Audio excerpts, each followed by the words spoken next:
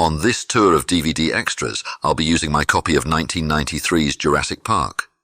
This Steven Spielberg classic brought living, breathing dinosaurs roaring to our screens in a thumping, action-packed adventure, and also helped to change special effects forever as CGI began to take over the show in that industry. Most of this video will focus on showing you the highlights of an excellent documentary called The Making of Jurassic Park, featuring director Steven Spielberg, novelist Michael Crichton, and the cast and crew.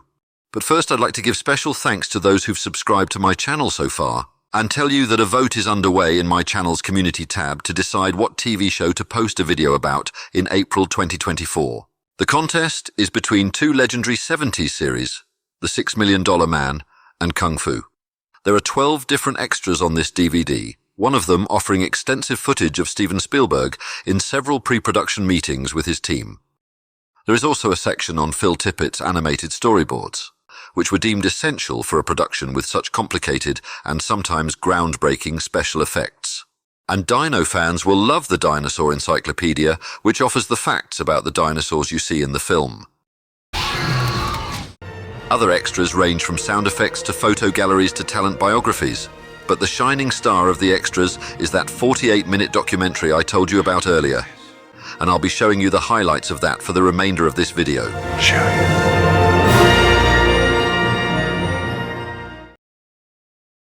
Prolific director Steven Spielberg was at the height of his powers when this particular project fell into his lap. But it was Michael Crichton who was the real creator of Jurassic Park. The novelist had visited the tale of theme park gone wrong decades before as the writer-director of the 1973 film Westworld, which is also part of my DVD collection. Spielberg was working on the screenplay of a different film with Crichton when they began discussing their other projects. And that's when Spielberg first heard about the, as yet unpublished, Jurassic Park.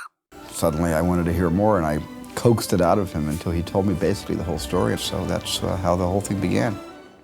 But it was almost as if the novel was written with Steven Spielberg in mind, and he wasted no time assembling the top special effects talent of the day to flesh out his new project. I remember a conversation simply on the line of, would we be interested? And it was like... Though Jurassic Park is known as one of the high-profile films that opened the door for early CGI, it was also heavy on physical effects.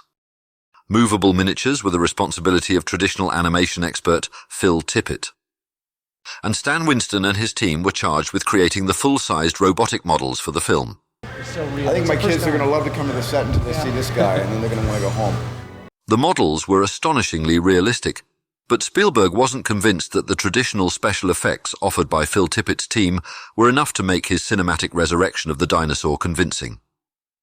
But then Spielberg was approached by another member of the special effects crew assigned to his project, Dennis Muren, who proposed a test to see if CGI could offer smoother dinosaur movement than Tippett's Go Motion. Dennis Muren was bouncing off the back of his work on James Cameron's CGI-driven hits, The Abyss and Terminator 2, when Jurassic Park was in pre-production, and he suspected that CGI could also be the making of this film. Muren asked if Spielberg would consider letting him do most of the full-size dinosaurs in CGI. And my first reaction was, well, prove it.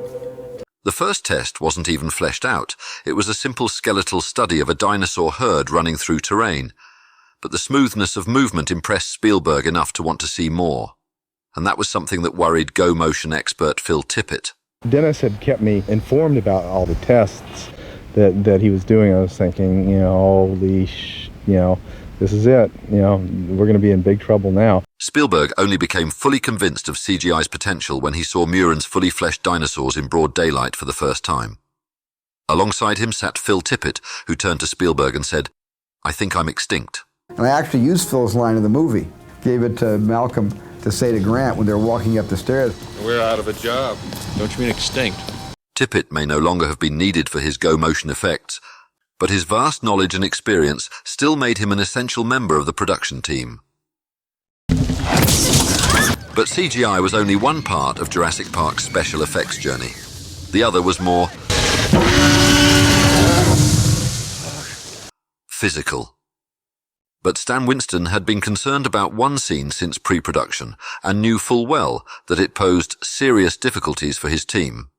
Heavy rain, electronics and robotics are a volatile mix, The rain added weight to the monster T-Rex, giving it the shakes and causing frequent breaks to dry the beast off. Can we please stop this? I want to dry him down. But it was wonderful to see this 9,000-pound wonder, 40 feet long, getting in there and acting. But it was CGI that was in its element in post-production. The team needed to add an unprecedented number of shots to Jurassic Park, over 50 in all. And what we have here are thousands and millions of cycles of computing power going by every single second. But Phil Tippett felt that his former CGI rivals needed more knowledge of the creatures they were about to create.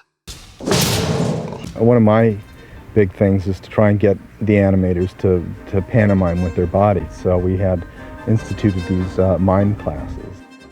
Tippett's team even created a method of fusing traditional animation methods with computers. We take a puppet that's very similar to what they're used to animating and electronically encode it so that they can move this around and have that be applied to a computer. Jurassic Park was also one of the first films to create CGI animal life on screen, and for guidance on that, the animators looked to nature. So we poured over animal footage so that we could inject these with believable movements and stay away from third-hand fantasy interpretations, but really go to the source. And all their hard work was not in vain. Jurassic Park was a sensation on its release in 1993, and it became one of the biggest grossing films of all time. I'll leave a link to this UK Royal premiere video in the description, which features interviews with the creators. What do you think of the reception outside? Fantastic. This is amazing. I mean, they're making more noise than the Tyrannosaurus Rex out there right now.